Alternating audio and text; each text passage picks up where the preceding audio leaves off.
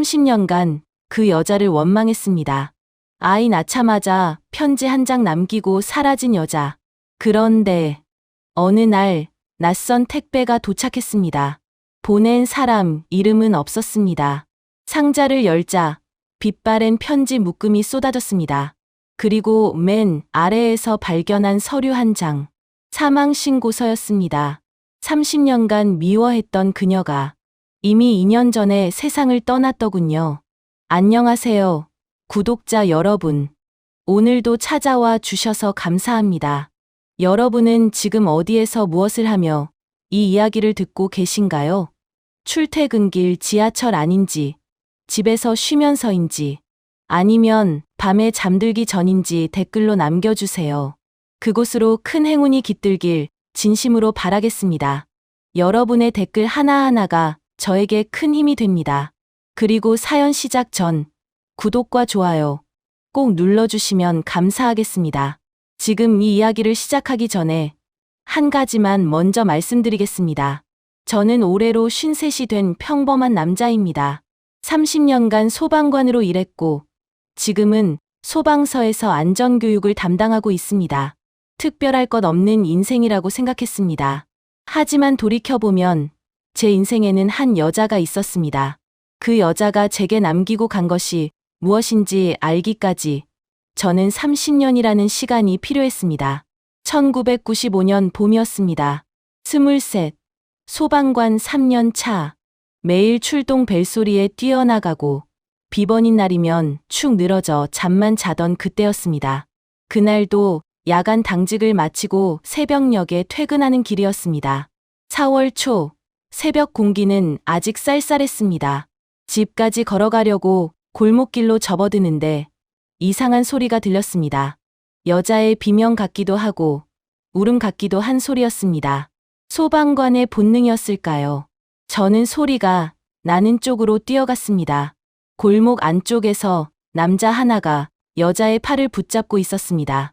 여자는 필사적으로 뿌리치려 했지만 남자의 힘을 당해내지 못하고 있었습니다. 야, 너 지금 뭐 하는 거야? 제가 소리를 지르자 남자가 돌아봤습니다. 술에 취한 얼굴이었습니다. 하지만 그 눈빛은 취한 것 치고는 너무 또렷했습니다. 차갑고 집요하고 뭔가에 사로잡힌 눈이었습니다. 뭐야, 넌 또 뭔데? 이 여자 놔줘, 안 그러면 경찰 부른다. 남자가 비웃듯이 웃었습니다. 그러더니 여자의 팔을 더 세게 잡으며 말했습니다. 이건 우리 집안일이야. 꺼져. 그 순간 여자가 저와 눈이 마주쳤습니다. 공포에 질린 눈이었습니다. 살려달라고, 도와달라고 말하는 것 같았습니다. 그 눈빛을 보는 순간 몸이 먼저 움직였습니다. 저는 남자에게 다가가 여자의 팔을 붙잡은 손을 확 꺾어버렸습니다. 남자가 비명을 지르며 손을 놓았습니다. 저는 여자를 제 뒤로 밀어넣고 남자 앞을 막아섰습니다.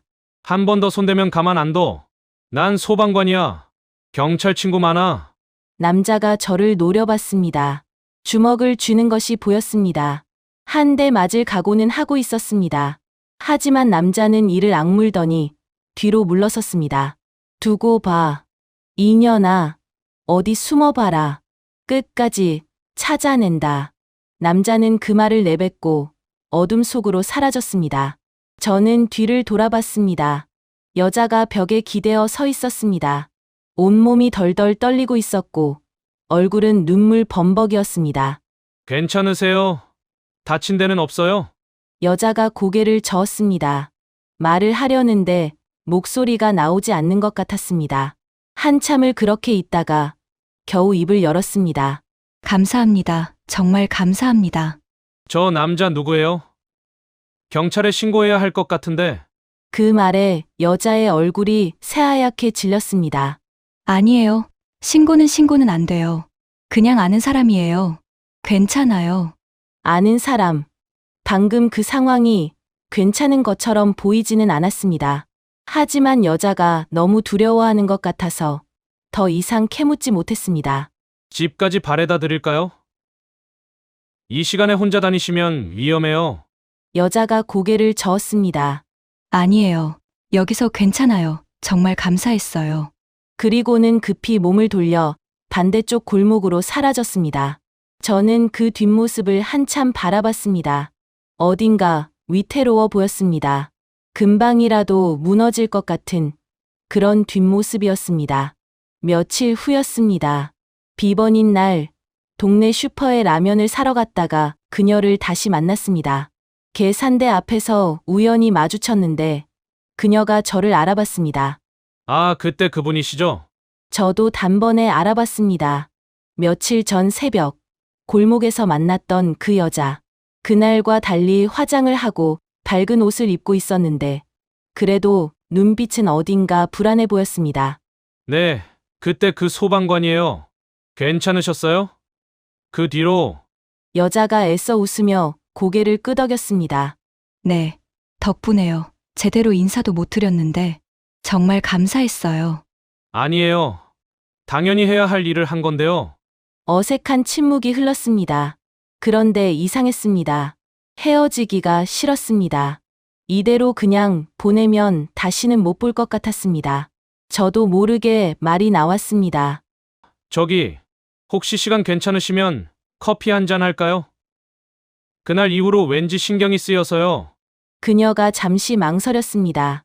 평소 같으면 거절할 것 같은 눈치였는데 뭔가를 생각하더니 조용히 대답했습니다. 좋아요. 그렇게 근처 커피숍에 앉아 처음으로 제대로 대화를 나눴습니다. 그녀의 이름은 한서연. 근처 미용실에서 일한다고 했습니다. 나이는 저보다 1살 어렸습니다. 웃을 때 눈이 초승달처럼 휘어지고 볼에 보조개가 깊게 패이는 참 예쁜 사람이었습니다. 그런데 그 웃음 뒤에 뭔가가 있었습니다. 가끔 먼 곳을 바라보는 눈빛, 말을 하다가 문득 창밖을 확인하는 습관, 뭔가를 경계하는 것 같은 불안한 기색이 스쳐 지나갔습니다. 그날 밤일은 묻지 않았습니다.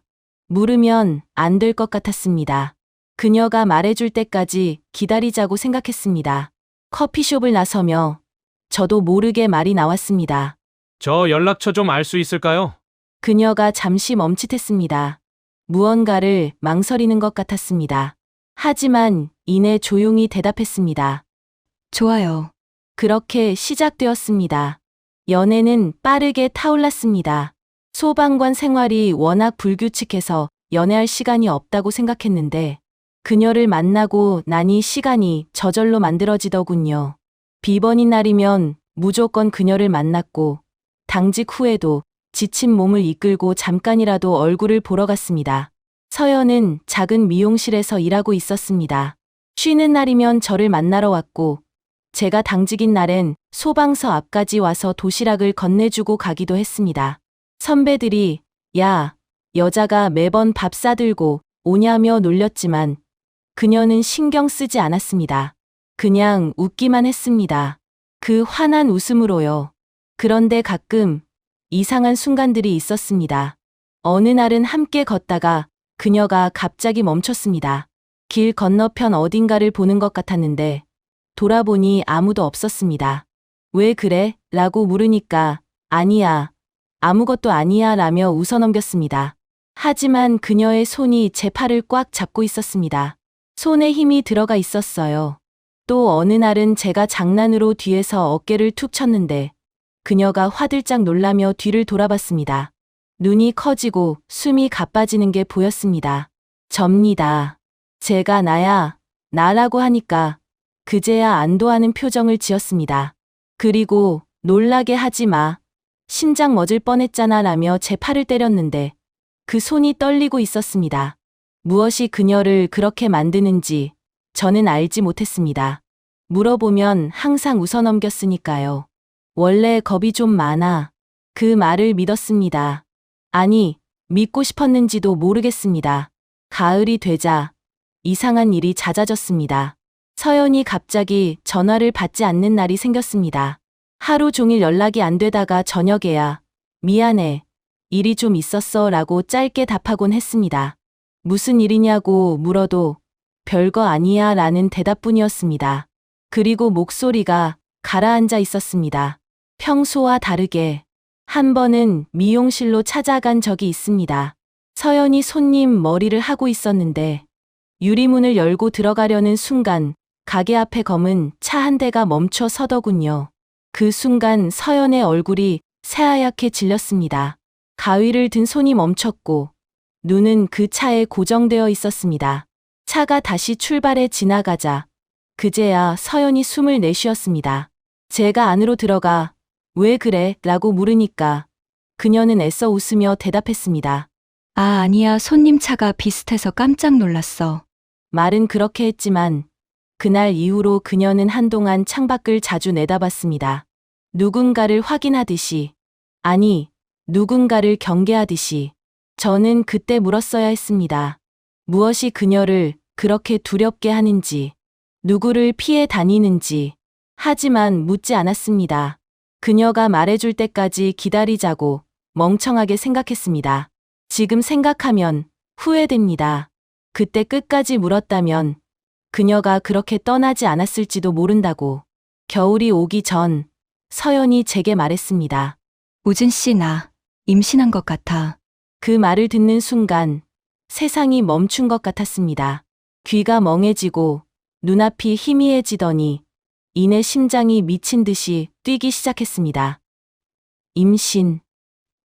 아이. 아버지. 23세 아버지가 된다는 것. 두려웠습니다. 하지만 그보다 더 크게 느껴지는 감정이 있었습니다. 기쁨이었습니다. 이 여자와의 사이에 새 생명이 생겼다는 것. 그것이 무엇보다 기뻤습니다. 서연아, 우리 결혼하자. 저도 모르게 말이 튀어나왔습니다. 계획도 없이, 반지도 없이. 그냥 그 순간 가장 하고 싶은 말이 그것이었습니다. 서연이 저를 올려다봤습니다. 눈에 눈물이 가득했습니다. 정말? 응, 정말. 우리 셋이 행복하게 살자. 서연이 제 품에 안기며 울었습니다. 기쁨의 눈물인 줄 알았습니다.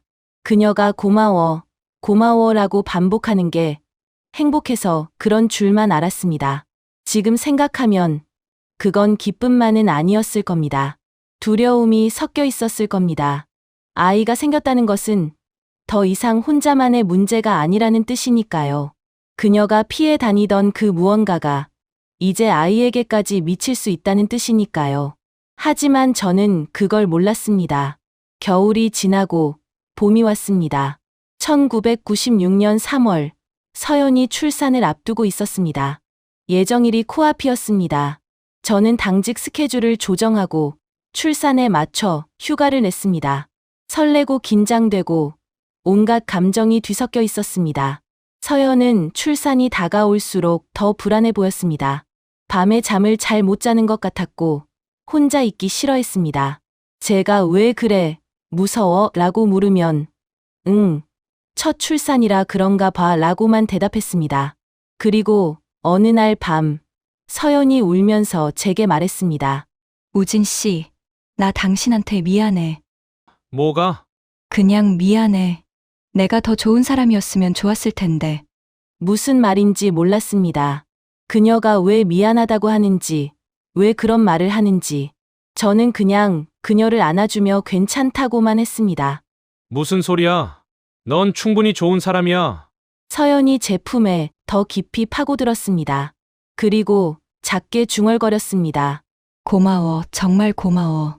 3월 15일 새벽 2시 서연이 진통을 시작했습니다. 급하게 병원으로 달려갔고 새벽 6시가 조금 넘어 아이가 태어났습니다. 딸이었습니다. 분만실에서 나온 의사가 축하합니다. 건강한 여자아이예요 라고 했을 때 저는 그 자리에 주저앉았습니다. 다리에 힘이 풀리더군요. 기쁨과 안도와 감사함이 한꺼번에 밀려왔습니다. 아이를 처음 안았을 때 눈물이 났습니다. 이렇게 작은 게 사람이구나. 이 작은 생명을 내가 지켜야 하는구나. 두려우면서도 그보다 더 크게 사랑이라는 감정이 밀려왔습니다. 서연은 출산 후 많이 지쳐 있었습니다. 그래도 아이를 품에 안았을 때 그 환한 웃음을 지었습니다. 눈가에 눈물이 맺힌 채로요. 우리 아가 안녕. 저는 그 모습을 보며 세상에서 가장 행복한 남자라고 생각했습니다. 하지만 그 행복은 사흘밖에 가지 않았습니다. 출산 후 셋째 날 새벽, 저는 병실 소파에서 자다가 아이 울음소리에 눈을 떴습니다. 아이가 배고파서 우는 것 같았습니다. 몸을 일으켜 서연을 부르려는데 침대가 비어 있었습니다. 화장실인가 싶어 기다렸습니다. 그런데 5분이 지나고 10분이 지나도 서연은 나오지 않았습니다. 화장실 문을 두드려 봤지만 대답이 없었습니다. 문을 열어보니 아무도 없었습니다. 이상한 느낌에 병실을 둘러봤습니다. 서연의 가방이 없었습니다. 옷가지도 없었습니다. 탁자 위에 종이 한 장만 덩그러니 놓여 있었습니다. 떨리는 손으로 그 종이를 집어들었습니다. 미안해. 나는 엄마가 될 자격이 없어. 아이는 당신이 키워줘. 당신이라면 잘 키울 수 있을 거야. 찾지 마. 제발 찾으면 안 돼. 사랑해. 정말 사랑해. 그래서 떠나는 거야. 부탁이야. 아이만은 지켜줘. 종이가 손에서 떨어졌습니다. 다리에 힘이 풀려 그 자리에 주저앉았습니다. 머릿속이 하얘졌습니다. 무슨 말인지 이해가 되지 않았습니다. 왜 떠나는 건지, 무엇이 그녀를 그렇게 만든 건지 아무것도 알 수 없었습니다. 아이가 계속 울고 있었습니다. 배가 고파서, 엄마가 필요해서. 저는 떨리는 몸을 일으켜 아이를 안았습니다. 갓 태어난 세상에서 가장 작은 존재. 엄마는 떠났지만 아이는 여기 있었습니다. 제 품에서 울고 있었습니다. 아가야, 아가야. 목소리가 떨렸습니다. 눈물이 멈추지 않았습니다. 서러움과 배신감과 분노와 슬픔이 한꺼번에 밀려왔습니다. 그런데 그 모든 감정보다 더 크게 한 가지 생각이 머릿속을 채웠습니다.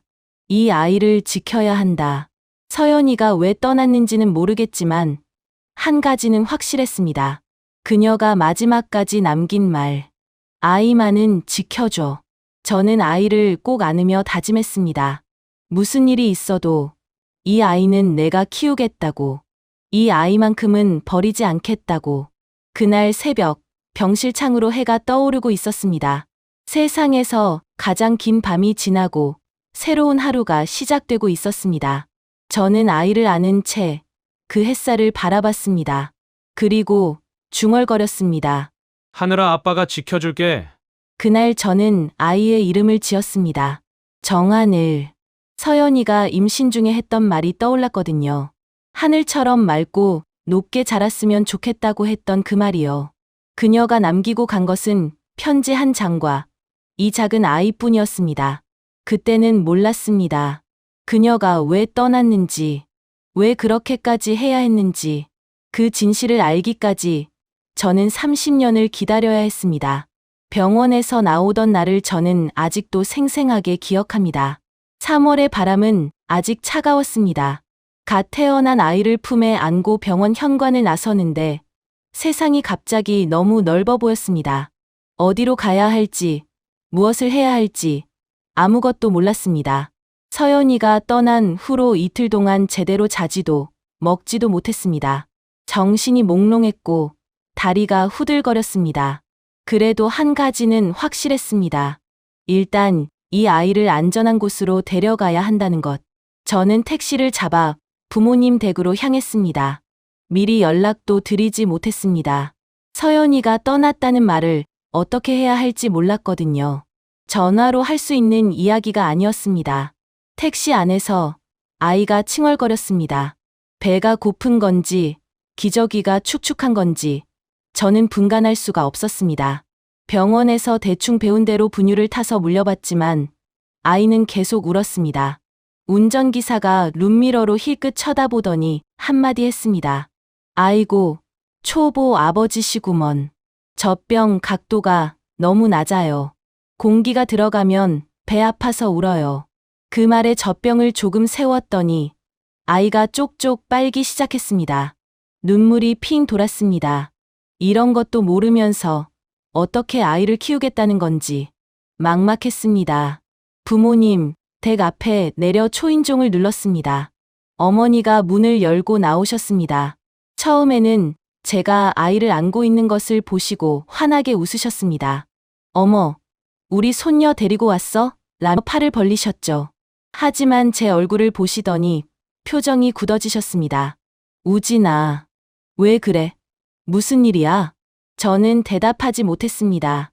목이 막혀서 말이 나오지 않았습니다. 그냥 현관에 서서 아이를 안은 채로 울기 시작했습니다. 23 어른이, 아니 아직 어른도 되지 못한 청년이 어머니 앞에서 어린아이처럼 울었습니다. 어머니가 저를 안으로 이끌었습니다. 아버지도 나오셨습니다. 저는 거실 소파에 앉아 서연이가 남긴 편지를 내밀었습니다. 어머니가 읽으시는 동안 아버지는 아무 말 없이 창밖을 바라보셨습니다.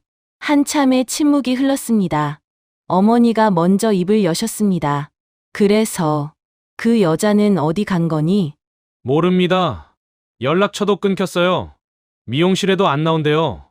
찾아봐야지. 경찰에 신고하든지. 편지에 찾지 말라고 했어요. 찾으면 안 된다고. 어머니가 한숨을 쉬셨습니다. 아버지는 여전히 아무 말씀이 없으셨습니다. 그 침묵이 무거웠습니다.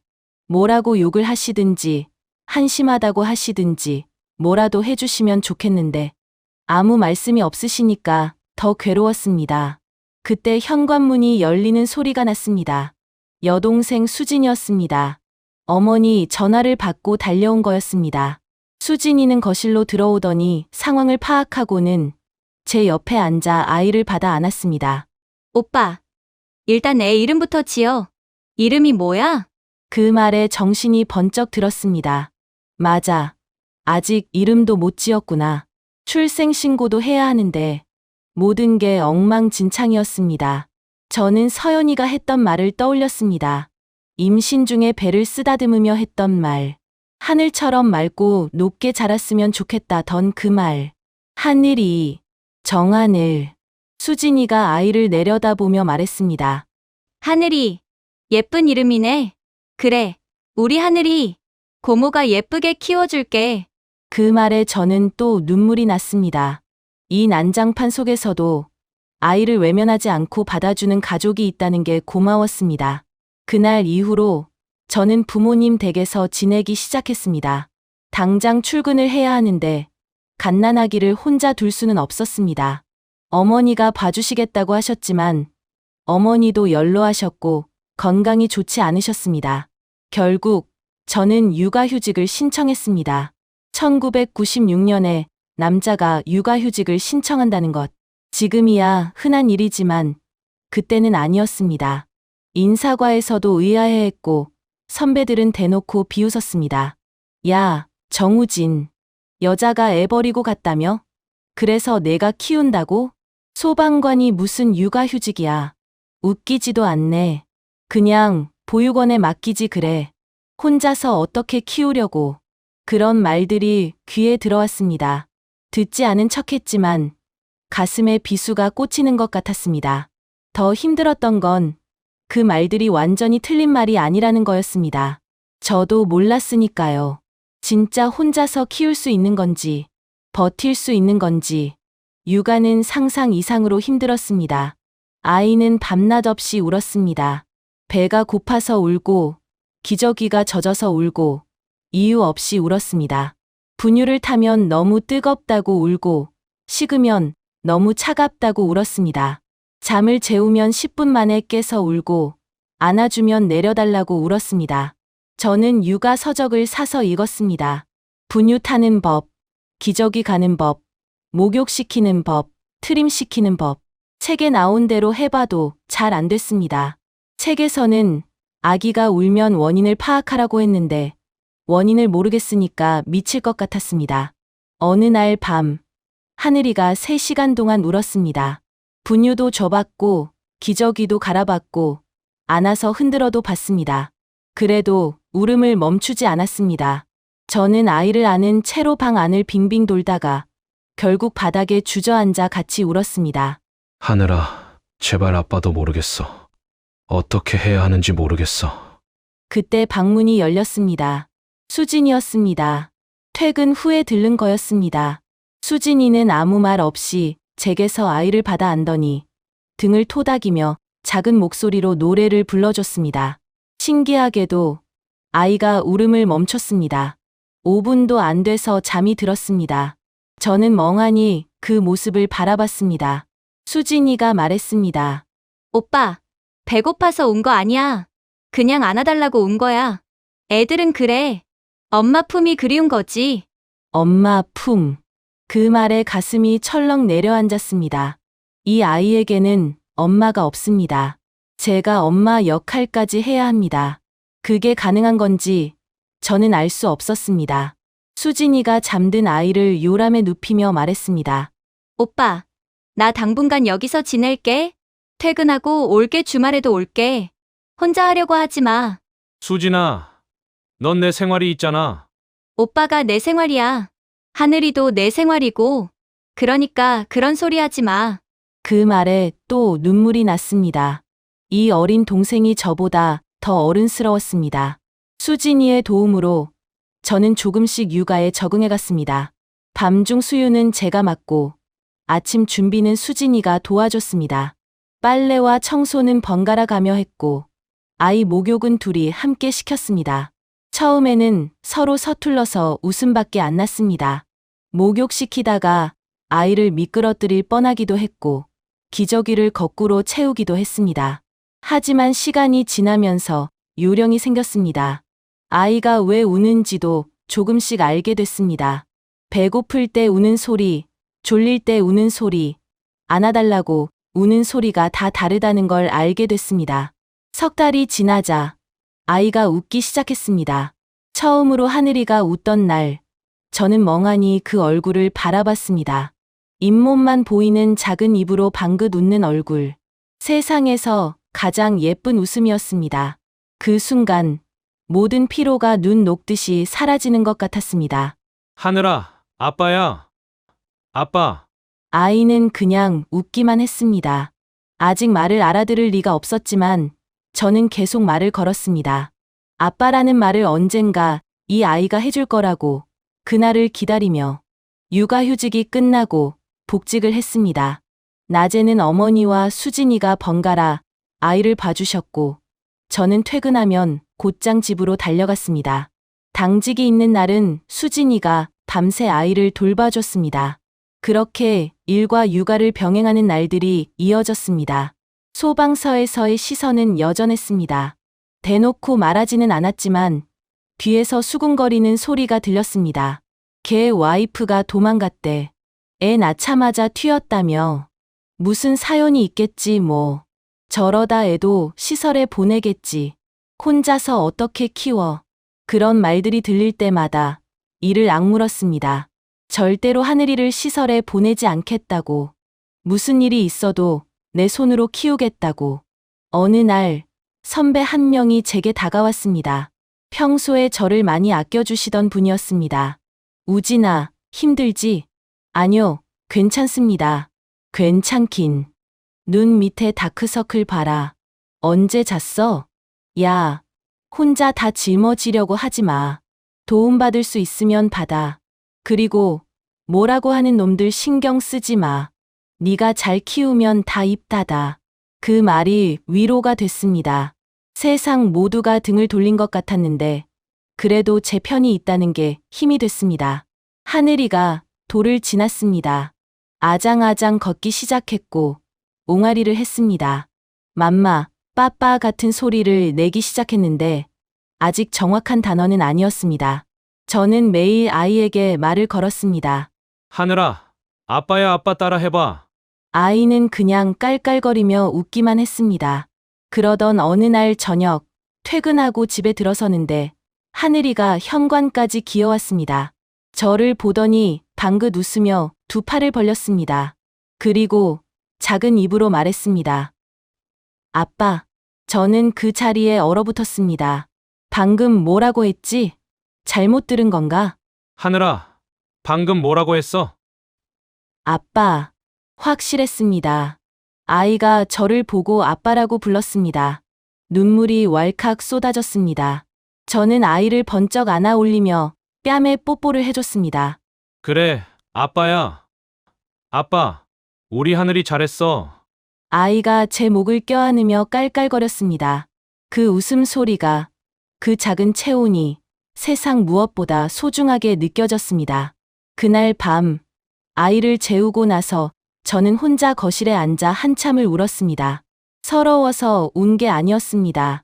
기뻐서, 감사해서 울었습니다. 이 아이가 저를 아빠라고 불러주는구나. 제가 이 아이의 아빠가 될 수 있구나. 그 사실이 너무나 벅찼습니다. 하늘이가 3살이 되던 해, 어린이집에 보내기 시작했습니다. 첫날, 하늘이를 어린이집 문 앞에 내려주는데 아이가 제 다리를 붙잡고 울었습니다. 아빠, 가지 마. 아빠, 그 울음에 심장이 찢어지는 것 같았습니다. 하지만 저는 웃는 얼굴로 말했습니다. 하늘아, 아빠 금방 데리러 올게. 여기서 친구들이랑 재미있게 놀고 있어. 알았지? 아이는 울면서 고개를 끄덕였습니다. 선생님이 아이를 안고 들어가는 것을 보며 저는 돌아섰습니다. 눈물이 나려는 것을 꾹 참았습니다. 아이 앞에서 울면 안 됐으니까요. 어린이집에 다니기 시작하면서 새로운 문제가 생겼습니다. 하늘이가 어느 날 집에 돌아와 물었습니다. 아빠, 엄마는? 심장이 멈추는 것 같았습니다. 언젠가는 올 질문이라는 걸 알고 있었습니다. 하지만 막상 듣고 나니 뭐라고 대답해야 할지 모르겠더군요. 엄마가. 왜? 친구들은 다 엄마 있어. 나는 왜 엄마 없어? 어린이집에서 다른 아이들 엄마를 봤나 봅니다. 자기만 엄마가 없다는 걸 알게 된 거죠. 저는 한참을 고민하다가 천천히 입을 열었습니다. 하늘아, 엄마는 멀리 갔어. 언제 와? 그건 아빠도 몰라. 엄마 보고 싶어. 아이의 그 말에 가슴이 무너졌습니다. 뭐라고 해야 할지 몰랐습니다. 거짓말을 하고 싶지 않았지만 진실을 말해줄 수도 없었습니다. 아이가 알기에는 너무 잔인한 진실이니까요. 저는 아이를 안아 올리며 말했습니다. 하늘아, 엄마는 멀리 있지만 하늘이를 사랑해. 아빠도 하늘이를 사랑해. 많이 많이. 아이가 제 목을 껴안으며 말했습니다. 아빠도 사랑해. 그 말 한마디에 모든 것이 괜찮아지는 것 같았습니다. 그렇게 세월이 흘렀습니다.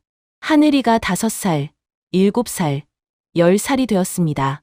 어린이집을 지나 초등학교에 입학했습니다. 입학식 날, 저는 하늘이의 손을 잡고 교문을 들어섰습니다. 다른 아이들은 대부분 엄마 아빠가 함께 왔습니다. 저와 하늘이만 둘이었습니다. 하지만 하늘이는 개의치 않았습니다. 오히려 제 손을 꼭 잡으며 말했습니다. 아빠, 나 학교 열심히 다닐게. 걱정 마. 그래, 우리 하늘이 아빠가 믿어. 하늘이는 밝은 아이로 자랐습니다. 친구들도 많았고 선생님들께도 칭찬을 받았습니다. 성적도 좋았습니다. 무엇보다 마음이 따뜻한 아이였습니다. 저는 그런 하늘이를 보며 생각했습니다. 서연아, 봐. 우리 딸이 이렇게 잘 크고 있어. 아직도 서연이를 원망하는 마음이 있었습니다. 왜 떠났는지, 왜 연락 한 번 없는지. 하지만 그 원망보다 더 크게 감사한 마음이 있었습니다. 이 아이를 남겨줘서, 이 아이 덕분에 제가 살아갈 수 있었으니까요. 하늘이가 초등학교 3학년이 되던 해, 이상한 일이 있었습니다. 학교 앞에 하늘이를 데리러 갔는데 멀리서 누군가가 저희를 보고 있었습니다. 교문 맞은편 골목에 서 있는 여자, 모자를 깊이 눌러쓰고 마스크를 한 채로 저희 쪽을 바라보고 있었습니다. 저와 눈이 마주치자 그 여자는 황급히 몸을 돌려 골목으로 사라졌습니다. 이상했습니다. 그 뒷모습이 왠지 익숙했습니다. 어딘가에서 본 것 같은. 아니, 설마. 고개를 저었습니다. 그럴 리가 없어. 15년이나 지났는데. 아빠, 뭐 봐? 하늘이가 물었습니다. 아니, 아무것도 아니야, 가자. 저는 하늘이의 손을 잡고 걸으면서도 자꾸 뒤를 돌아봤습니다. 하지만 그 여자는 이미 사라지고 없었습니다. 그날 밤, 저는 잠을 이루지 못했습니다. 혹시, 정말 혹시, 서연이가 아닐까? 그런 생각이 머릿속을 떠나지 않았습니다. 하지만 며칠이 지나도 그 여자는 다시 나타나지 않았습니다. 저는 제 착각이었다고 생각하며 잊기로 했습니다. 잊을 수 있을 줄 알았습니다. 그런데 한 가지 이상한 점이 있었습니다. 하늘이 생일마다 익명의 선물이 배달되었습니다. 보낸 사람 이름은 없었습니다. 주소도 없었습니다. 그냥 정하늘 님께 라고만 적혀 있었습니다. 처음에는 누군가의 장난인 줄 알았습니다. 하지만 매년 빠짐없이 선물이 왔습니다.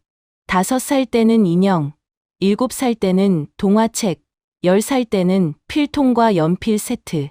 하늘이가 그 나이에 좋아할 만한 것들이었습니다. 누가 보내는 걸까? 저는 의문을 품으면서도 대답을 찾지 못했습니다.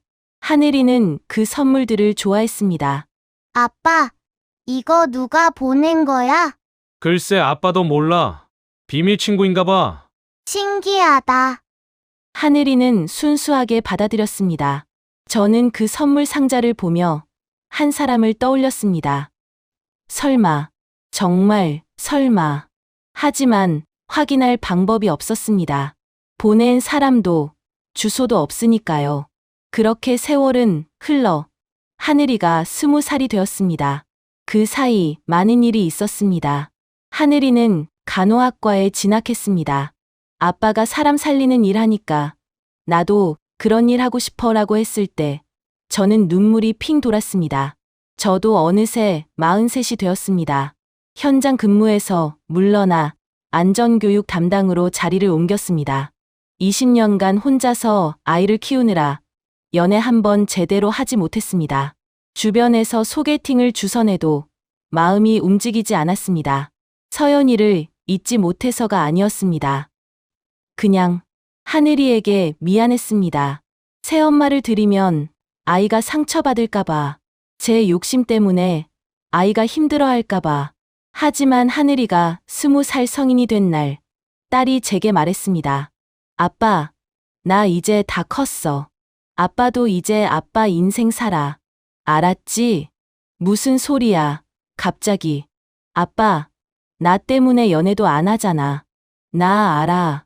아빠가 나 때문에 얼마나 포기한 거 많은지. 하늘아, 아빠, 행복해도 돼. 나 걱정 말고. 그 말에 20년간 꼭 참아왔던 눈물이 터졌습니다. 이 아이가 언제 이렇게 컸을까? 언제 이렇게 어른이 됐을까? 저를 걱정해주는 이 아이가 고맙고 미안하고 사랑스러웠습니다. 그리고 얼마 후 저는 한 사람을 만났습니다. 업무상 만난 출판사 대표 이미영. 남편과 사별한 지 5년이 지난 사람이었습니다.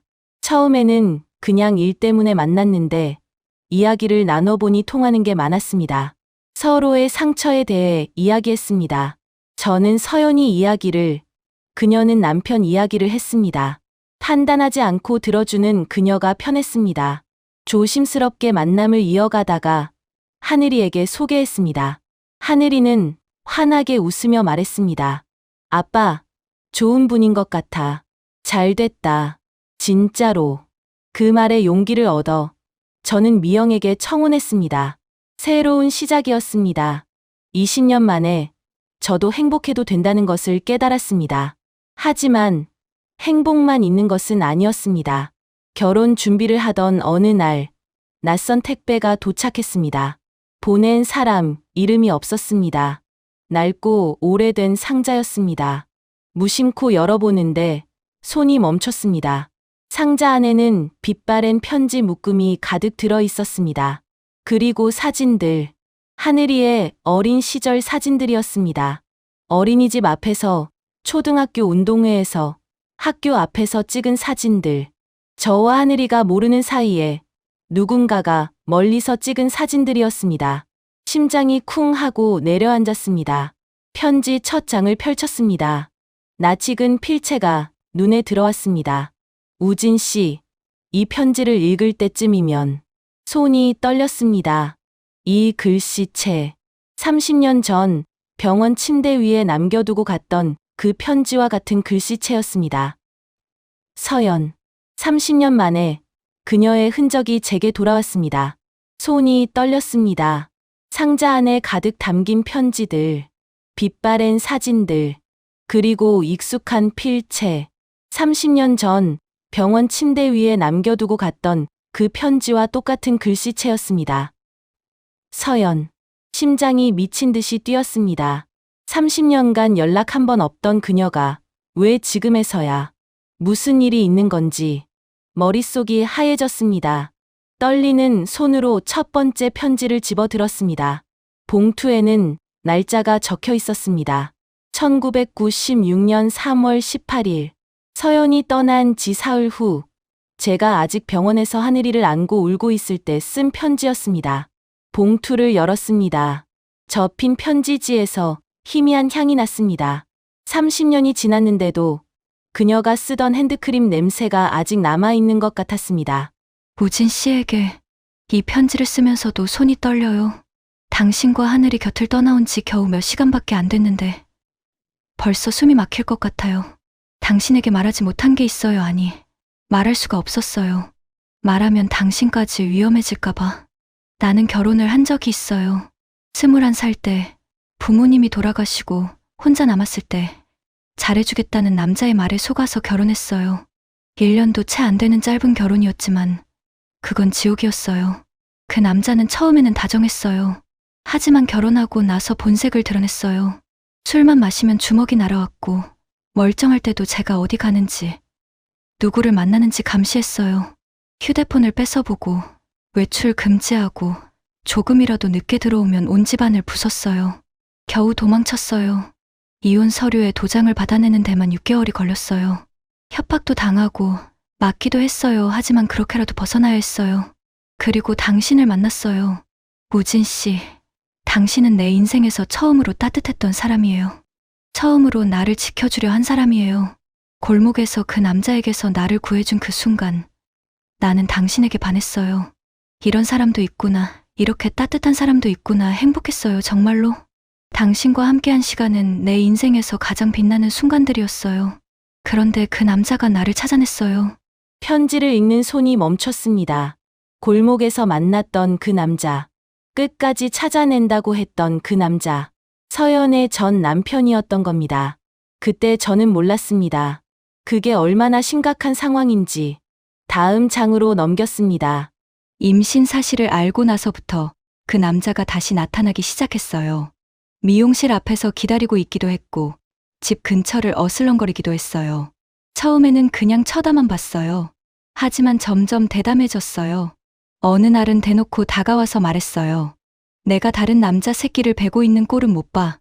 그 남자랑 그 새끼 둘 다 죽여버릴 거야. 경찰에 신고했어요. 하지만 소용없었어요. 그때는 스토킹을 처벌하는 법도 없었고 접근금지 명령도 종이 한 장에 불과했어요. 경찰은 실제로 해를 가하기 전에는 어쩔 수 없다고 했어요. 그 말이 얼마나 무서웠는지 몰라요. 실제로 해를 가하면 그땐 이미 늦은 거잖아요. 출산이 가까워질수록 공포도 커졌어요. 이 아이가 태어나면 이 아이까지 위험해져요. 당신도 위험해져요.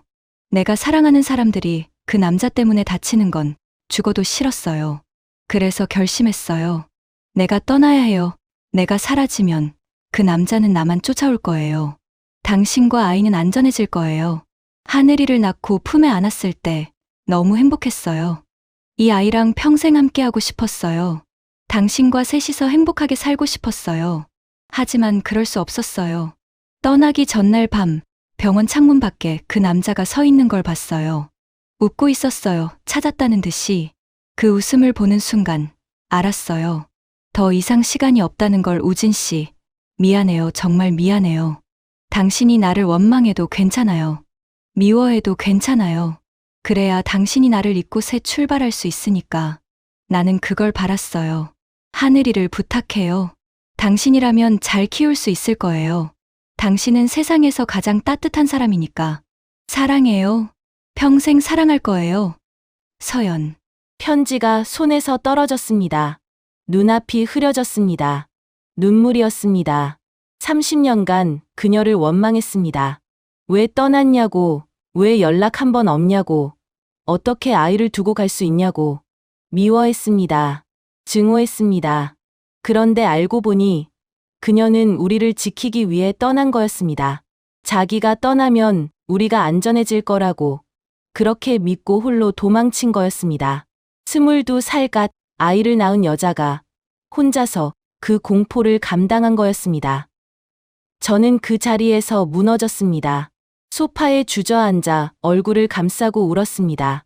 소리 없이 울다가 결국 참지 못하고 터져 나왔습니다. 서연아. 왜 말 안 했어? 그때 현관문이 열리는 소리가 났습니다. 미영이었습니다. 시장에 갔다 온 모양이었습니다. 봉투를 내려놓더니 울고 있는 저를 보고 달려왔습니다. 여보, 왜 그래? 무슨 일이야? 저는 대답하지 못했습니다. 그냥 편지를 내밀었습니다. 미영이 편지를 받아 읽었습니다. 한참을 읽더니 미영의 눈에도 눈물이 맺혔습니다. 이게 하늘이 엄마가 쓴 거야. 저는 고개를 끄덕였습니다. 30년 전에 떠나면서 쓴 거야. 나한테 보내지 않고 혼자 간직하고 있었나 봐. 미영이 제 옆에 앉아 손을 잡아주었습니다. 아무 말 없이 그냥 손만 잡아주었습니다. 그 온기가 고마웠습니다. 한참을 울고 나서 다른 편지들을 열어봤습니다. 편지는 연도별로 정리되어 있었습니다. 1997년, 1998년, 1999년, 2020년까지 서연은 30년 동안 매년 저에게 편지를 썼습니다. 단 한 통도 붙이지 않은 채 1997년 3월 하늘이가 돌이 지났대요. 멀리서 봤어요. 수진 씨가 아이를 안고 공원에서 산책하는 걸요. 통통하게 살이 올라서 너무 귀여워요. 당신을 닮았어요. 2001년 3월 하늘이가 어린이집에 들어갔대요. 입학식 날 당신이 하늘이 손을 잡고 걸어가는 걸 봤어요. 뒤에서 몰래 봤어요. 눈물이 멈추지 않았어요. 저렇게 다정한 아빠가 있어서 다행이다. 하늘이는 행복하게 자랄 거다. 2006년 3월 하늘이가 초등학교에 입학했어요. 교복이 너무 커서 소매가 손등을 덮었는데 그게 또 예뻤어요. 당신은 카메라로 연신 사진을 찍고 있었어요. 나도 찍고 싶었어요. 하지만 그럴 수 없었어요. 편지마다 하늘이 이야기가 담겨 있었습니다. 어린이집 운동회, 초등학교 학예회, 중학교 졸업식. 서연은 그 모든 순간을 멀리서 지켜보고 있었습니다. 한 번도 다가오지 않고, 한 번도 모습을 드러내지 않고, 그냥 멀찍이 서서 자기 아이가 자라는 것을 바라보고 있었습니다. 상자 안에 있던 사진들이 그 증거였습니다. 어린이집 앞에서, 학교 운동회에서, 졸업식장 밖에서 찍은 사진들. 제가 모르는 사이에 누군가가 멀리서 저희를 찍고 있었던 겁니다. 그게 서연이었습니다. 학교 앞에서 봤던 그 여자가 떠올랐습니다. 모자를 깊이 눌러쓰고 마스크를 한 채로 저희를 바라보다가 사라졌던 그 여자. 서연이었습니다. 그때 제가 쫓아갔더라면, 불러 세웠더라면, 그랬더라면 어땠을까? 2010년 그 남자가 죽었어요. 교통사고였대요. 술 먹고 운전하다가 전봇대를 들이받았다고 해요. 이제 나도 자유예요. 돌아갈 수 있어요. 당신에게, 하늘이에게. 하지만 갈 수가 없어요. 15년이에요. 15년 동안 연락 한 번 없이 사라졌던 사람이 갑자기 나타나면 얼마나 혼란스럽겠어요. 하늘이는 이제 중학생이에요. 엄마 없이도 잘 자랐어요. 내가 갑자기 나타나면 아이가 힘들어할 거예요. 그리고 당신도 새 출발을 해야 해요. 나 때문에 평생 혼자 사는 건 안 돼요. 그러니까 나는 그냥 멀리서 지켜볼게요. 그게 내가 할 수 있는 전부예요. 그 편지를 읽는 순간 가슴이 찢어지는 것 같았습니다. 전 남편이 죽었는데도 그녀는 돌아오지 않았습니다. 돌아올 수 있었는데도 스스로 포기한 겁니다. 너무 늦었다고, 이제 와서 나타나면 오히려 해가 될 거라고 생각한 겁니다. 저는 그녀를 원망하며 살았습니다. 왜 버리고 갔냐고. 그런데 그녀는 버린 게 아니었습니다. 포기한 거였습니다. 사랑하는 사람들을 위해 자기 자신을 포기한 거였습니다. 마지막 편지는 2년 전 날짜였습니다. 봉투가 다른 것들보다 두꺼웠습니다. 열어보니 편지 외에 다른 서류가 함께 들어 있었습니다. 우진 씨에게 이 편지가 마지막이 될 것 같아요. 나 아파요. 병원에서 오래 못 산다고 했어요. 췌장암이래요. 발견됐을 때는 이미 늦었대요. 무섭지 않아요. 아니, 조금 무섭긴 해요. 하지만 후회는 없어요. 당신과 하늘이가 행복하게 사는 걸 봤으니까, 30년 동안 지켜봤으니까, 하늘이가 대학에 가는 것도 봤고, 간호사가 되는 것도 봤어요. 당신이 재혼하는 것도 봤어요. 좋은 분 만나셨더라고요. 웃는 얼굴이 참 따뜻해 보였어요. 다행이다 싶었어요. 이제 갈 시간이에요. 내가 죽으면 이 편지들이랑 사진들을 당신에게 보내달라고 부탁해뒀어요.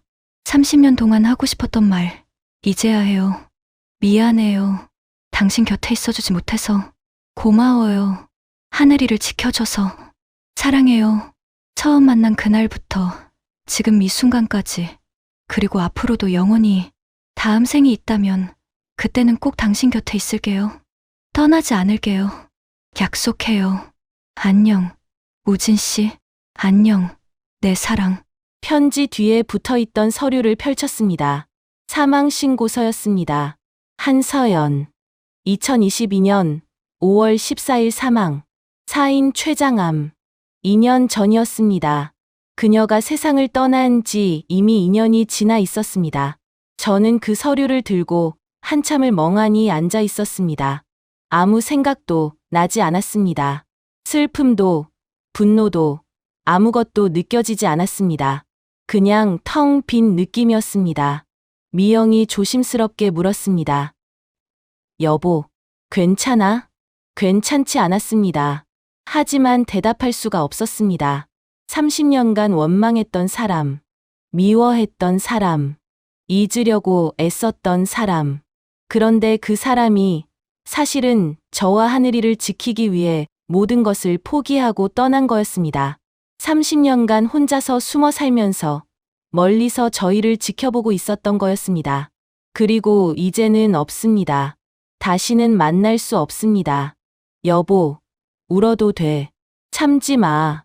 미영의 말에 참았던 것들이 한꺼번에 터져 나왔습니다.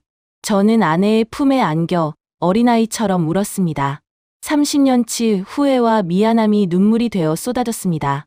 서연아, 미안해. 진짜 미안해. 왜 그렇게까지 했어? 왜 혼자서 다 감당했어? 한마디만 해줬으면 내가 지켜줬을 텐데. 함께 싸웠을 텐데. 왜 말 안 했어? 하지만 대답은 돌아오지 않았습니다. 영영. 한참을 울고 나서 미영이 말했습니다. 하늘이한테 말해야 하지 않을까? 맞는 말이었습니다. 하늘이에게 알려야 했습니다. 엄마가 왜 떠났는지, 엄마가 얼마나 하늘이를 사랑했는지, 그리고 엄마가 이제는 이 세상에 없다는 것을. 하지만 어떻게 말해야 할지 모르겠었습니다. 30년간 엄마는 멀리 갔다고만 했는데 갑자기 이 모든 진실을 어떻게 전해야 할지. 내가 옆에 있어줄게. 혼자 말하기 힘들면 같이 말하자. 미영의 손이 따뜻했습니다. 고마웠습니다. 이 사람이 곁에 있어서. 저는 휴대폰을 들어 하늘이에게 전화를 걸었습니다. 응. 아빠. 무슨 일이야? 하늘아. 아빠가 할 이야기가 있어. 시간 되면 집에 와줄 수 있어? 전화기 너머로 잠깐 침묵이 흘렀습니다. 제 목소리가 이상하다는 걸 눈치챈 모양이었습니다. 아빠, 울었어? 무슨 일이야? 금방 갈게. 전화를 끊고 저는 창밖을 바라봤습니다. 해가 지고 있었습니다. 하늘이 붉게 물들어 가고 있었습니다. 서연아, 너도 이 하늘을 보고 있어? 어딘가에서 우리를 지켜보고 있어. 30년간 혼자 감당했던 그녀의 외로움을 생각하니 가슴이 먹먹했습니다.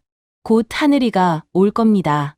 그리고 저는 모든 진실을 말해야 합니다.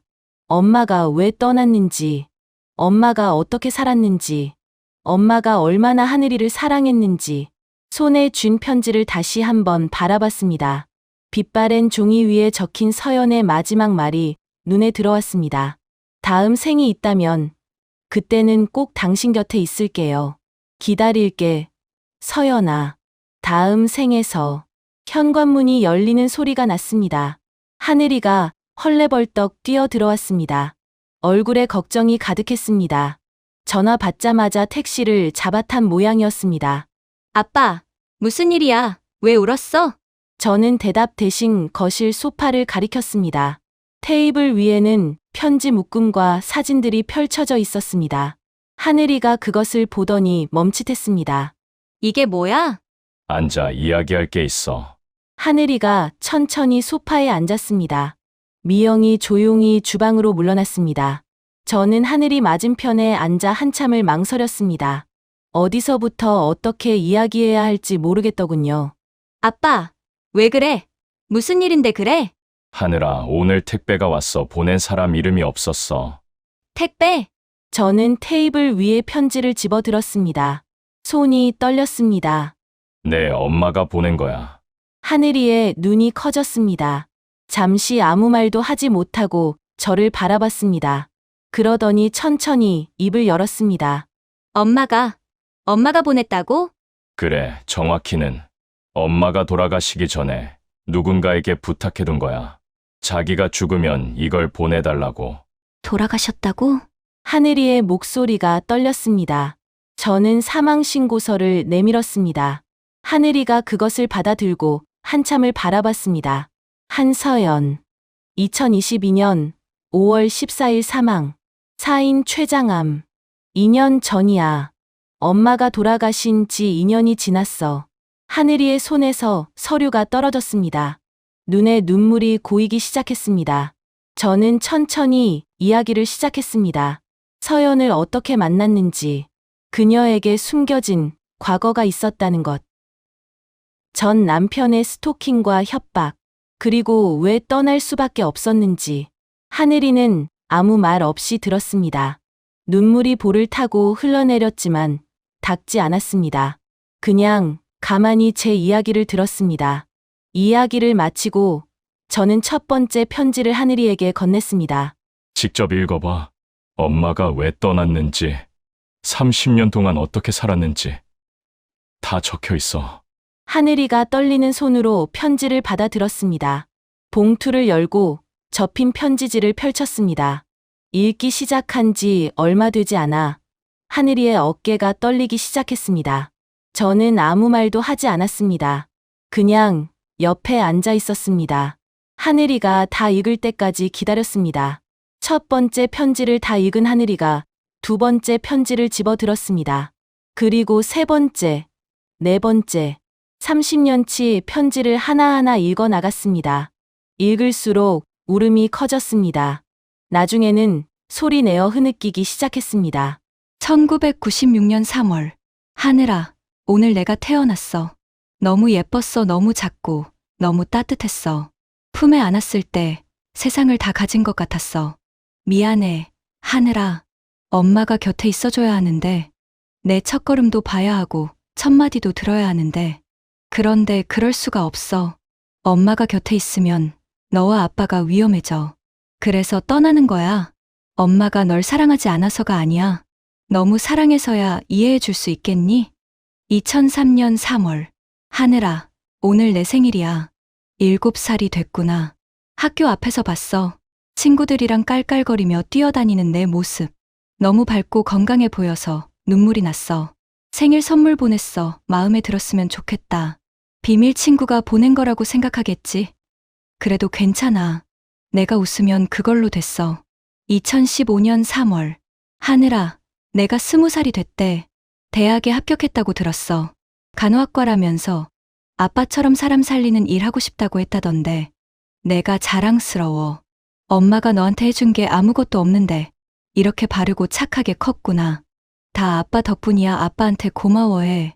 아빠가 얼마나 고생했는지 엄마는 다 봤어. 마지막 편지를 읽을 때 하늘이의 울음이 더 커졌습니다. 하늘아, 엄마가 이제 갈 시간이야. 평생 내 곁에 있어주지 못해서 미안해. 엄마라고 불러주는 것 한 번 못 들어봤네. 그게 제일 아쉬워. 그래도 후회는 없어. 내가 행복하게 자랐으니까. 밝고 건강하게 자랐으니까 사랑해, 하늘아. 엄마가 세상에서 제일 사랑하는 건 너야. 아빠랑 행복하게 살아. 좋은 사람 만나서 예쁜 가정 꾸려 엄마는 하늘에서 지켜볼게. 안녕, 내 딸. 편지를 내려놓은 하늘이가 한참을 울었습니다. 저는 옆에서 등을 쓸어주었습니다. 아무 말도 하지 않았습니다. 지금은 말보다 울음이 필요한 시간이었습니다. 한참이 지나서야 하늘이가 고개를 들었습니다. 눈이 벌겋게 부어 있었습니다. 아빠, 엄마가 나를 버린 게 아니었어? 아니야, 버린 게 아니야.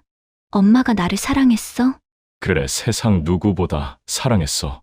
평생 널 지켜봤어. 한 번도 잊은 적 없어.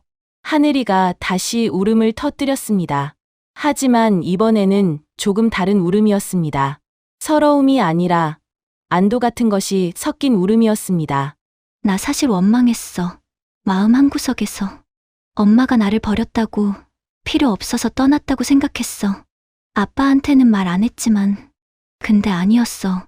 엄마가 나를 지키려고 떠난 거였어. 나 때문에 평생 혼자 살았던 거야. 하늘이가 제 품에 안겼습니다. 어린아이처럼 제 가슴에 얼굴을 묻고 울었습니다. 아빠, 미안해. 나 때문에 아빠도 힘들었지. 엄마도 힘들었고, 다 나 때문이야. 무슨 소리야. 내 잘못이 뭐가 있어. 나만 없었으면 엄마가 떠나지 않았을 텐데. 아빠도 혼자 고생 안 했을 텐데. 저는 하늘이의 어깨를 붙잡고 눈을 마주쳤습니다. 하늘아, 잘 들어. 내가 없었으면 아빠는 지금까지 못 살았어. 내가 있었기 때문에 버틴 거야. 엄마도 마찬가지야. 편지 봐. 내가 행복하게 사는 거 보면서 견뎠다고 했잖아. 너는 짐이 아니야. 너는 선물이야. 엄마가 아빠한테 준 가장 큰 선물. 하늘이의 눈에서 또 눈물이 흘러내렸습니다. 하지만 이번에는 고개를 끄덕이며 웃었습니다. 울면서 웃는 이상한 표정이었습니다. 고마워. 아빠 나를 키워줘서, 혼자서 힘들었을 텐데, 포기하지 않아줘서. 내가 더 고마워. 아빠 딸로 태어나줘서. 그날 밤, 저희 셋은 오랫동안 이야기를 나눴습니다. 미영이도 함께 앉아 하늘이의 손을 잡아주었습니다. 하늘이는 미영에게도 고마움을 표했습니다. 아빠를 행복하게 해줘서 고맙다고. 미영은 나도 당신들 덕분에 행복하다며 눈물을 훔쳤습니다. 밤이 깊어가는데도 아무도 잠자리에 들지 않았습니다. 하늘이는 편지들을 다시 한번 읽었습니다. 사진들도 하나하나 살펴봤습니다. 어린 시절 자신의 모습이 담긴 사진들. 멀리서 찍어서 화질이 좋지 않았지만 분명 자신이었습니다. 어린이집 앞에서 아빠 손을 잡고 서 있는 모습, 초등학교 운동회에서 달리기를 하는 모습, 중학교 졸업식에서 상장을 들고 웃는 모습. 엄마가 이걸 다 찍은 거야? 그런 것 같아. 멀리서 몰래. 한 번도 몰랐어. 엄마가 이렇게 가까이 있었는데.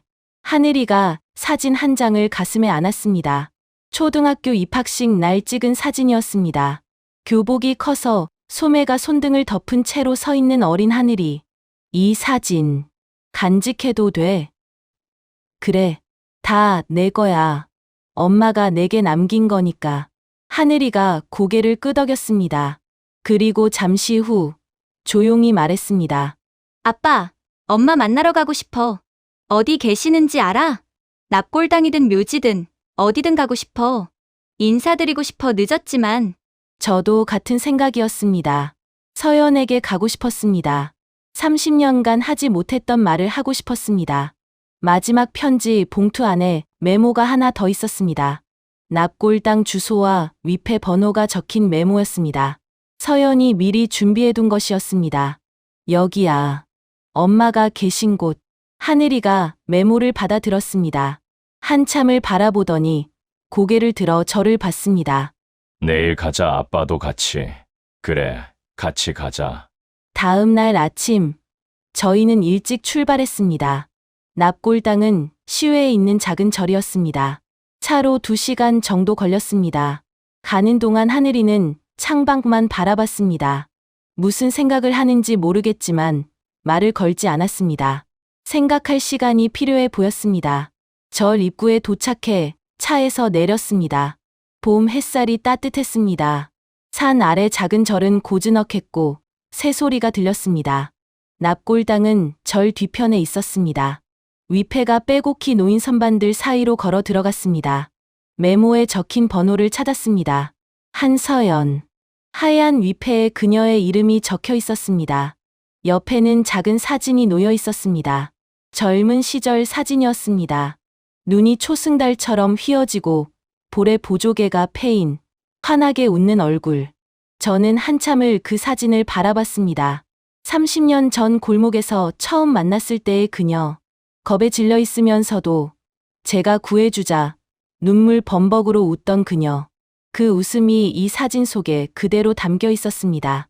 하늘이가 제 옆에 섰습니다. 한참을 사진을 바라보더니 천천히 무릎을 꿇었습니다. 엄마, 목소리가 떨렸습니다. 나 하늘이야, 딸 하늘이. 눈물이 흘러내렸습니다. 하지만 하늘이는 닦지 않고 계속 말했습니다. 미안해. 엄마 이제야 와서, 이제야 알아서. 30년이나 지났는데. 저는 옆에 서서 하늘이의 어깨에 손을 얹었습니다. 하늘이가 계속 말했습니다. 편지 다 읽었어. 엄마가 왜 떠났는지, 어떻게 살았는지 다 알았어. 원망했었어. 어렸을 때. 왜 나를 버렸냐고. 왜 아빠만 두고 갔냐고. 친구들은 다 엄마가 있는데 나만 없으니까 서러웠어. 근데 이제 알았어. 엄마가 나를 버린 게 아니었어. 나를 지키려고 떠난 거였어. 그거 알고 나니까 미안해. 원망해서 미안해. 하늘이가 고개를 숙이고 엉엉 울었습니다. 저도 옆에 무릎을 꿇고 앉았습니다. 그리고 서연의 사진을 바라보며 말했습니다. 서연아, 나도 왔어. 30년 만이다. 목소리가 떨렸습니다. 미안해. 그때 더 물어봤어야 했는데 왜 그렇게 불안해하는지, 누구를 피하는 건지 끝까지 캐물었어야 했는데 그랬으면 혼자 떠나게 안 뒀을 텐데 30년 동안 원망했어. 왜 떠났냐고, 왜 연락 한 번 없냐고 미워했어. 잊으려고도 했어. 근데 잊히지가 않더라. 이제야 알았어. 내가 얼마나 힘들었는지, 혼자서 얼마나 무서웠는지. 왜 아무 말 안 했어. 한마디만 해줬으면 내가 지켜줬을 텐데. 눈물이 볼을 타고 흘러내렸습니다. 근데 이제 와서 그런 말 해봤자 뭐 하겠어. 너무 늦었지. 미안해. 진짜 미안해. 저는 고개를 숙이고 한참을 울었습니다. 하늘이도 옆에서 함께 울었습니다. 한참을 울고 나서 하늘이가 고개를 들었습니다. 눈은 벌겋게 부어 있었지만 표정은 조금 편안해 보였습니다. 엄마, 나 인사드릴게. 하늘이가 자세를 고쳐 앉으며 말했습니다. 나 잘 컸어. 아빠 덕분에 건강하고 밝게 컸어. 지금은 간호사야. 아빠처럼 사람 살리는 일에 엄마가 바라던 대로 된 것 같아. 아빠도 잘 지내. 좋은 분 만나셨어. 미영 어머니라고 정말 따뜻한 분이야. 아빠 잘 챙겨주셔. 걱정 마. 그리고 나도 좋은 사람 만났어. 아직 아빠한테 말 안 했는데 결혼하고 싶은 사람 있어. 나중에 인사드릴게. 엄마한테도. 저는 놀라서 하늘이를 봤습니다. 하늘이가 살짝 웃었습니다. 아빠, 나중에 이야기할게. 지금은 엄마한테 집중해야지. 하늘이가 다시 서연의 사진을 바라봤습니다. 엄마, 평생 고생했어. 이제 편히 쉬어. 아프지 말고 외롭지 말고. 보고 싶으면 꿈에 나와. 얼굴 보고 싶어. 목소리도 듣고 싶어. 한 번도 못 들어봤거든. 사랑해. 엄마 낳아줘서 고마워. 지켜줘서 고마워. 하늘이가 깊이 절을 했습니다. 저도 따라서 절을 했습니다. 일어서려는데 바람이 불었습니다. 따뜻한 봄바람이었습니다. 마치 누군가가 저희를 감싸 안는 것 같았습니다. 하늘이가 웃으며 말했습니다. 아빠, 엄마가 좋아하는 것 같아. 저도 웃었습니다. 눈물이 나면서도 웃음이 났습니다. 그런 것 같네. 납골당을 나서면서 하늘이가 제 손을 잡았습니다. 아빠, 고마워. 나를 포기하지 않아줘서, 평생 혼자서 키워줘서 내가 더 고마워. 내 딸로 태어나줘서, 아빠한테 힘이 돼줘서 앞으로도 잘 살자. 엄마 목까지. 그래, 엄마 목까지. 저를 빠져나와 차로 걸어가는데 하늘이가 뒤를 돌아봤습니다. 납골당 건물을 바라보며 작게 손을 흔들었습니다. 엄마, 또 올게. 바람이 다시 한번 불었습니다. 봄꽃 향기가 실려왔습니다. 저도 뒤를 돌아봤습니다. 마음속으로 말했습니다. 서연아, 기다려. 다음에 또 올게. 자주 올게. 그리고 마지막으로 30년간 하지 못했던 말을 속으로 전했습니다. 사랑해. 처음 만난 그날부터 지금 이 순간까지, 그리고 앞으로도 영원히. 그로부터 1년이 흘렀습니다. 납골당에서 돌아온 후 많은 것이 달라졌습니다. 하늘이는 더 자주 집에 왔습니다. 예전에는 한 달에 한두 번 얼굴을 비추던 딸이 이제는 매주 주말마다 찾아왔습니다.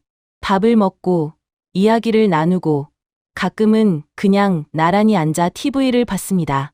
달라진 건 하늘이만이 아니었습니다. 저도 달라졌습니다. 30년간 가슴 한구석에 묵직하게 자리 잡고 있던 무언가가 사라진 느낌이었습니다. 원망도, 분노도, 후회도 모두 내려놓았습니다. 서연이 왜 떠났는지 알게 된 후로 마음이 한결 가벼워졌습니다. 미영이 그런 저를 보며 말했습니다. 여보, 요즘 표정이 많이 밝아졌어. 짐 내려놓은 사람 얼굴이야. 맞는 말이었습니다. 30년간 짊어지고 있던 짐을 내려놓은 기분이었습니다. 봄이 왔습니다. 벚꽃이 만개한 4월의 어느 날, 하늘이가 남자친구를 데리고 왔습니다. 납골당에서 언뜻 말했던 그 사람이었습니다. 키가 크고 인상이 온화한 청년이었습니다. 이름은 김도윤. 같은 병원에서 근무하는 외과 의사라고 했습니다. 도윤이가 허리를 깊이 숙이며 인사했습니다. 안녕하십니까. 하늘이를 사랑하는 김도윤입니다. 결혼을 허락해 주십시오.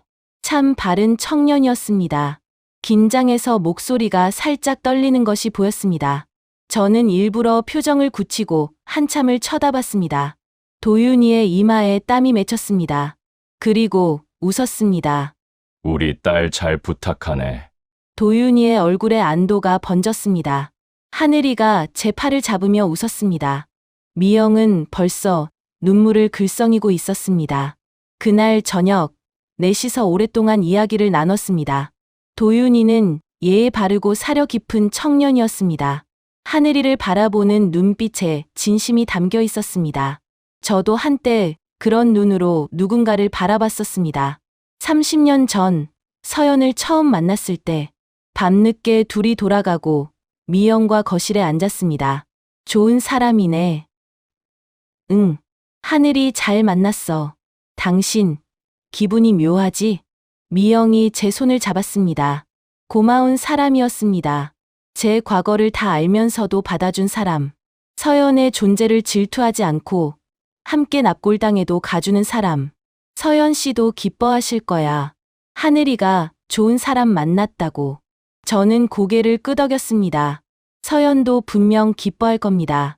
어딘가에서 지켜보고 있다면 환하게 웃고 있을 겁니다. 결혼식은 가을에 열렸습니다. 10월의 맑은 날, 하늘이는 웨딩드레스를 입고 제 앞에 섰습니다. 눈이 부셨습니다. 언제 이렇게 컸을까? 병원 침대 위에서 갓 태어나 울던 아기가 어느새 시집가는 신부가 되어 있었습니다. 하늘이가 제 팔짱을 끼며 말했습니다. 아빠, 떨려? 응. 너는? 나도. 둘이서 웃었습니다. 버진로드가 저희를 기다리고 있었습니다. 음악이 흘러나왔습니다. 저는 하늘이의 손을 잡고 천천히 걸었습니다. 하객석에 미영이 보였습니다. 벌써 눈물을 훔치고 있었습니다. 수진이도 와 있었습니다. 조카들과 함께요. 평생 저를 도와준 동생. 그 가족들. 모두가 웃으며 저희를 바라보고 있었습니다. 걸으면서 문득 30년 전이 떠올랐습니다. 병원 침대 위에 편지 한 장만 남기고 사라진 서연. 갓 태어난 아기를 안고 막막하게 울던 23세 저.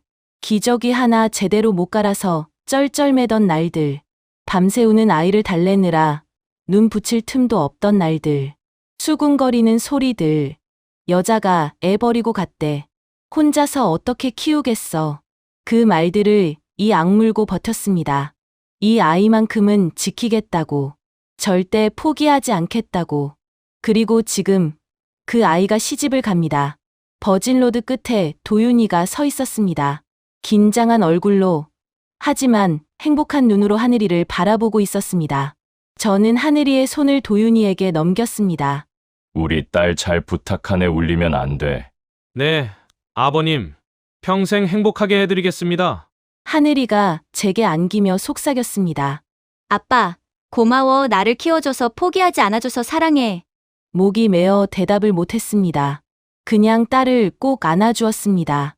30년간 해온 것처럼 결혼식이 끝나고 피로 연장해서 축하객들과 인사를 나눴습니다. 어느 정도 정리가 되었을 때 하늘이가 제게 다가왔습니다. 손에 작은 봉투를 들고 있었습니다. 아빠, 이게 뭐야? 열어봐. 봉투를 열었습니다. 안에는 비행기 티켓 2장이 들어 있었습니다. 제주도행이었습니다. 신혼여행? 아니, 아빠랑 어머니 거야. 응, 아빠, 한 번도 여행 간 적 없잖아. 나 키우느라 바빠서. 이제는 아빠도 좀 쉬어. 어머니랑 둘이 다녀와. 맛있는 것도 먹고, 바다도 보고. 눈시울이 뜨거워졌습니다. 이런 건 왜 준비한 거야? 아빠가 30년 동안 나한테 해준 거에 비하면 이게 뭐라고. 앞으로 더 많이 해드릴 거야. 각오해. 하늘이가 웃었습니다. 눈이 초승달처럼 휘어지고 볼에 보조개가 패이는 환한 웃음이었습니다. 서연의 웃음이었습니다. 저는 그 웃음을 보며 깨달았습니다. 서연이 제게 남기고 간 것은 편지 한 장이 아니었습니다. 이 아이였습니다. 서연의 웃음을 닮은, 서연의 따뜻함을 닮은 세상에서 가장 소중한 선물. 하늘이가 제 손을 잡았습니다. 아빠, 행복하게 살아. 엄마 못 가지. 저는 고개를 끄덕이며 딸을 안았습니다. 대답 대신 꼭 안아주었습니다. 피로연이 끝나고 저는 홀로 잠깐 밖으로 나왔습니다. 가을 하늘이 높고 맑았습니다. 석양이 지고 있었습니다. 붉은 노을이 하늘을 물들이고 있었습니다. 저는 하늘을 올려다보며 중얼거렸습니다. 서연아, 봤어? 우리 딸 시집 갔어.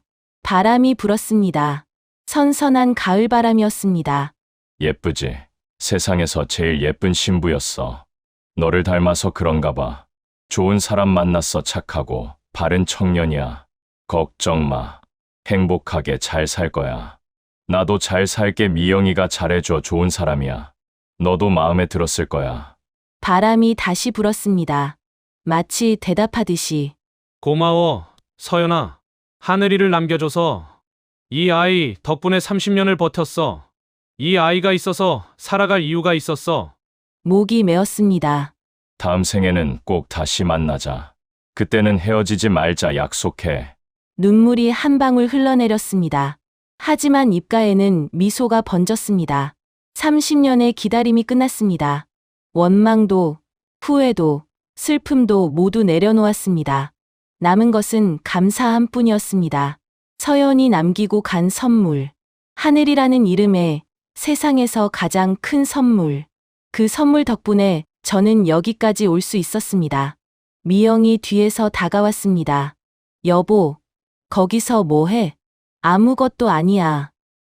그냥 인사하고 있었어. 미영이 제 옆에 섰습니다.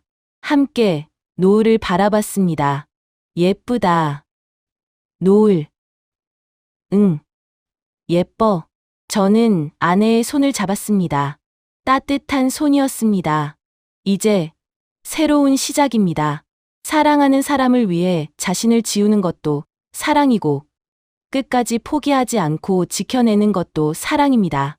오늘 하루 말하지 못한 마음이 있다면 늦기 전에 전해주세요. 당신 곁에 있는 사람이 하늘이 당신에 준 가장 큰 선물일지도 모르니까요. 여기까지 들어주신 여러분, 진심으로 감사드립니다. 이 이야기가 조금이나마 위로가 되셨다면 구독과 좋아요 부탁드립니다. 댓글로 여러분의 이야기도 들려주세요.